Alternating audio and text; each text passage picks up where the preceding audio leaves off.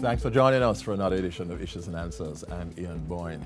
Today we talk about an important meeting that Jamaica will host in Montego Bay coming up October 24th and 25th. That is the meeting of energy ministers of the Community of Latin American and Caribbean States, CELAC. To talk to us about this important meeting is the Minister of State in the Ministry of Science, Technology, Energy and Mining, the Honorable Julian Robinson, and the Cuban Ambassador to Jamaica, His Excellency Bernardo Guanche. We thank you very much for your company. Thank you. Thank you. Good to have you, gentlemen, on the program. To begin with you, Minister, could you tell us the significance of Jamaica's hosting of this meeting of energy ministers and some of the main issues that will be discussed? I think it's significant that Jamaica is the first English-speaking Caribbean country that has been chosen to host this important meeting. And I think it's an indication of the leadership that the country has displayed on matters related to energy, from the formulation of an energy policy a number of years ago to very specific initiatives. For example, we have set a target of having 20% of our energy generated by renewables by the year 2030. We have embarked on a major energy efficiency program within the public sector where we hope to have 30% cost savings over a 3-year period. There are a number of renewable projects. The OUR just received selected companies for 115 megawatts of renewable energy. We're trying to replace our old generating plants. And this has to be seen within the context, certainly in Jamaica and the wider Caribbean, of common challenges that face our countries. We are heavily indebted countries. We spend significant amounts of money importing oil. In our case, we spent last year $2.25 billion importing oil, which accounts for 15% of our GDP. And really, we are all in the same challenge where we have to find cheaper ways of producing energy and more cost-effective ways. And we have to diversify away from the dependency on heavy fuel oil.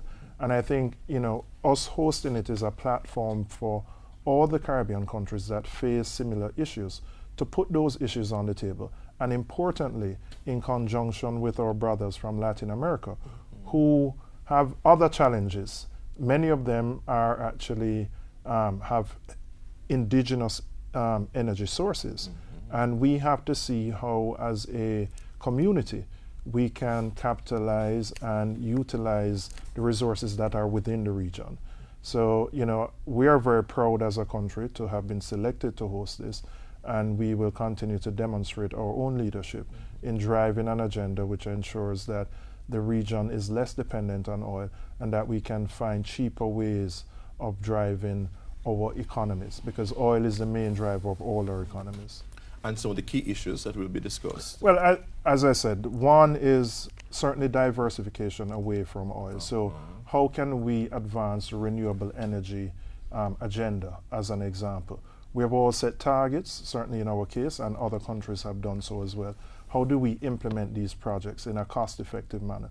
How do we get the population more involved in renewable energy projects? For example, we have issued net billing licenses to over 100 individuals and small companies that allow them to generate their own renewable sources. There are lessons to be learned from how we have started for other countries as well.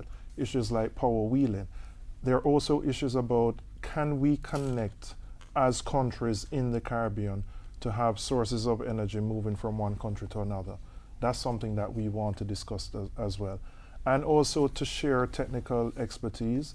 I would say we have taken a leadership on some of these issues, and we need to share some of those lessons with some of our colleagues within the region. Ambassador, Cuba has been pushing the interests of CARICOM since its chairmanship of CELAC. How important do you see this meeting in Montego Bay in light of the priorities that Cuba has identified for CELAC?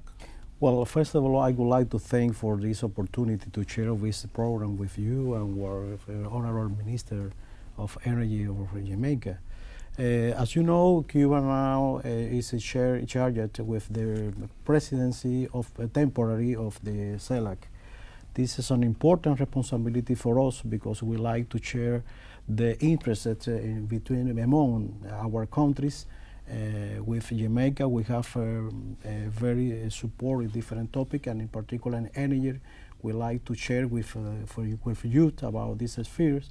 But in the framework of the CELAC, we have been construction a new organization, and with the member of the Latin American and the Caribbean countries, and that is the organization in construction that is able to build a new organization with integrated of the countries of the Caribbean, like Jamaica and like Cuba, and another countries in the region. And the energy is the topic that is very important, because it's one of the issues that we are discussing in the framework of CELAC. Like culture, like education, and another issue that is very important for Latin America and Caribbean. I think that the meeting in Montego Bay will be an important meeting that will continue the effort in our region in order to reach the new alternative renewable energy power. For example, I think there was a meeting in Lima. If we could take a break at this point, Ambassador, and come back to that. We're talking about the upcoming Energy Ministers meeting of the Community of Latin American and Caribbean States that's slated for October 24th and 25th in Montego Bay. We take a break, but we'll be right back.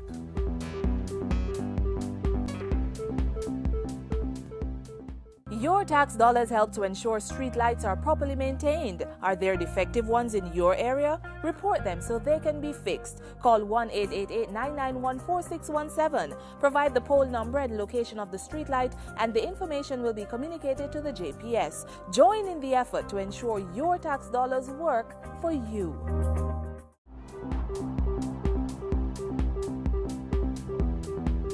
Welcome back. On October 24th, Jamaica opens an important Energy Ministers Conference of the Community of Latin American and Caribbean States in Montego Bay. In fact, the Prime Minister of Jamaica will open that confab.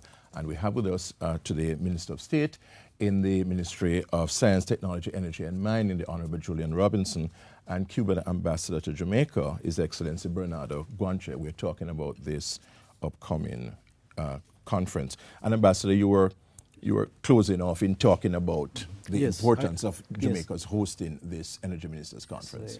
Cuban, as presidency pro tempore of the CELAC, has given the most important interest to integrate of Caribbean countries. In that spirit, it was decided that the country which shares CARICOM should be a part of the Troika of CELAC. For example, now Trinidad Tobago, as a chair of the CARICOM, is a member of the Troika of the CELAC. And in this sense, for us, it's very important to continue effort to integrate Latin America and Caribbean in this organization. It is a new organization because, as you know, it was created in December of 2011 in Caracas, Venezuela. Minister, how important is this grouping? Regional groupings have become important in global economic development, and a grouping such as this, linking the big Latin American countries, and certainly with Brazil as one of the major advanced and developing economies, linking those countries with the Caribbean, that's a significant grouping. It's significant because not just for energy, but it's general. Yeah, broadly. I mean, the BRIC countries are the fastest growing and the major markets, but they face different challenges from us as small island developing states. As I mentioned, we are in a peculiar position, not unique, but peculiar in terms of our level of indebtedness and the fact that all of our countries need to find a way to increase our export earnings. But that's why the collaboration is important. And that's why the collaboration, because, well, first, energy constitutes the main driver of your economy. And certainly for our case, we are not competitive. I mean, just to put it starkly, our energy costs, we pay about 42 US cents per kilowatt hour in Jamaica. In Trinidad, they are about 5 cents. Five. So that gives you some context as to why there are so many goods from Trinidad here. So, you know, when we talk about how we are going to improve our export earnings, even in the services economies, in tourism, in ICT, energy is simply too large a component of our total cost in bauxite alumina. So a conference like this is important in identifying solutions to, one, the cost of energy, and the reduction of our dependency on oil. You know, when you're spending $2.25 billion, 15% of your GDP, you know, most countries are in single digits in terms of how much they spend of their GDP importing oil. And if you think of what 2.25 billion represents, it exceeds all our export earnings.